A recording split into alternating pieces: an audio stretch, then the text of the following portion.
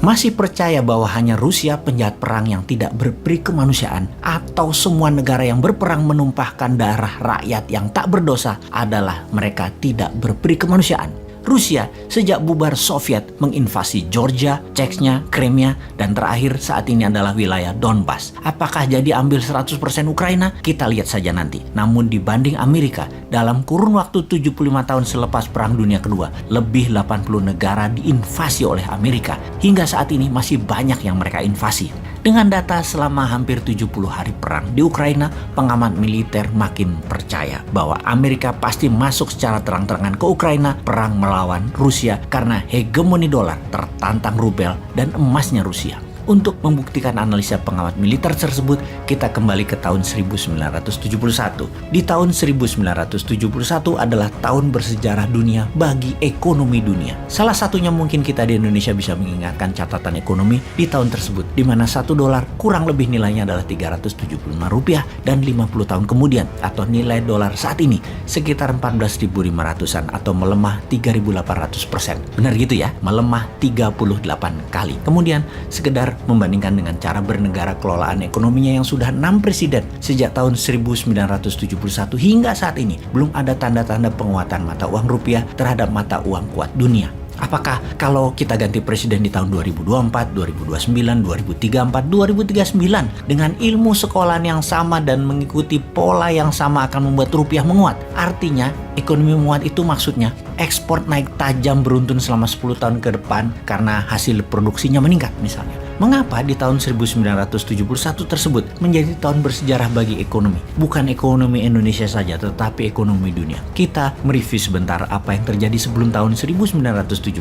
Tarik mundur sekitar 20 tahunan sebelumnya, sekitar awal tahun 50-an, pasca Perang Dunia Kedua. Ekonomi di sektor masyarakat terdiri dari 3 strata ekonomi. Di puncak piramid, seperti business owner besar, para kapitalis, middle class ekonomi, misalnya para manajer, para direktur, profesional, dan UKMers. Dan yang terakhir di dasar piramid seperti kaum buruh, kaum petani, kaum nelayan. Itu ternyata punya kesamaan pola tumbuh. Bagaimana maksudnya? Kalau di masa itu para kapitalis besar pendapatannya naik 5%, maka kelas menengah juga naik sekitar 4-5%. Juga ternyata kelas bawah naik antara 3-5%. Sejalan, searah, hingga tahun 1971. Karena ketika 1971 ke sini terjadi pertumbuhan yang aneh, terjadi pelebaran jarak yang sangat signifikan, yaitu kaum puncak piramid naiknya bisa sampai 20%, middle class naiknya hanya 3%-an, lower class bahkan naiknya tidak lebih 1%-an.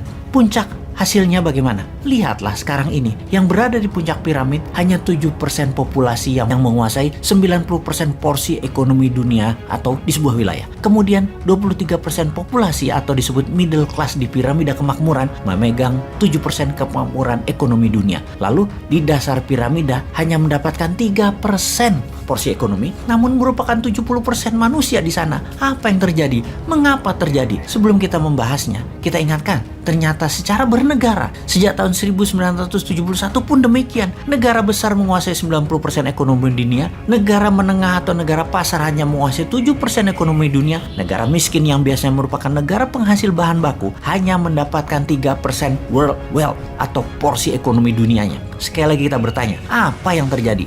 Apakah kita di kampus ekonomi selama 50 tahun terakhir tidak pernah mengajarkan hal ini? Apakah ilmu mereka di kampus jangan-jangan hanya membuat pinter dalam wacana berpikir saja, namun ilmu tersebut memang didesain bukan membuat kemakmuran yang nyata? Buktinya, di Indonesia sejak tahun 1971, Indonesia hingga saat ini masih berada di negara menengah dengan terakhir di $4.200 GDP per kapitanya. Selama 50 tahun, kita menjadi negara tengah terus. Bahkan kalau dilihat sejak 8 tahun terakhir, hanya naik 14% atau 2% per tahunnya pertumbuhan GDP per kapita Indonesia tersebut. Apakah salah ilmu ekonominya? Atau memang ya harus begini?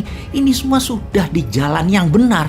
Kapan kita menjadi negara makmur dengan GDP per kapita di atas 12.000 atau naik 3 kali lipat dari sekarang? Atau dengan kecepatan 2% per tahun, yang 50 tahun lagi GDP per kapitanya 12.000. Apakah itu semua yang paling benar? Ada apa ini semua? Kita membahas lebih dalam. Ada dua peristiwa besar sejak tahun 1971. Kita bahas yang pertama, di mana sejak tahun 1971 household atau biaya rumah tangga ternyata naik meningkat, terutama pinjaman keuangannya. Bisa untuk mortgage loan, bisa untuk kebutuhan harian, bisa pinjaman pribadi atau personal kredit dari kartu kredit. Sebelum tahun 1971 rata-rata pinjaman untuk membangun rumah atau housing loan 10 tahun saja sudah lunas dan dimiliki 100%. Namun sejak 1971 menjadi 15 tahun, 20 tahun, bahkan sekarang ini 35 tahun belum juga lunas untuk dimiliki. Dan itu terjadi di kaum dasar piramid. Seumur hidup mereka jadi budak uang. Diperkenalkannya personal kredit konsumtif meningkatkan daya beli produk, benar,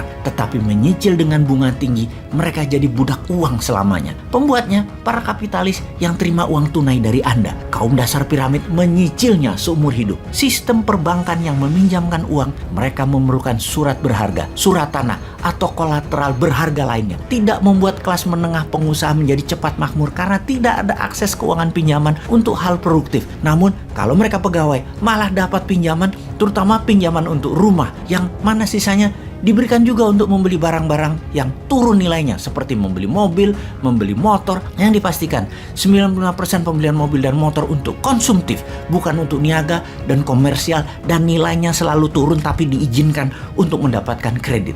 Inilah yang menyebabkan kelas menengah naiknya sedikit, kelas bawah hampir tidak naik-naik, dan membuat mereka seumur hidup jadi budak uang. Sementara kaum kapitalis dapat pinjaman produktif, para banker dapat bunga biaya uang. Dalam 50 tahun, ternyata melebar jurang kekayaan dan kemiskinan itu. Itu pun terjadi di negara-negara yang hidupnya menggunakan hutangan pinjaman bukan untuk membangun hal yang produktif. Pendapatan negara-negara tersebut yang meminjam uang tersebut hanya ada dua jadinya. Menjadi negara middle of pyramid yang naiknya 3%-an, atau menjadi negara bottom of pyramid yang naiknya 1%-an. Lalu yang keduanya bagaimana? Apa hubungannya dengan Rusia? Bentar, fahami dulu yang pertama. Terus bayangkan, kepala jangan dibawa ke negara mana-mana, terutama negara Wakanda, jangan dibawa ke sana ya.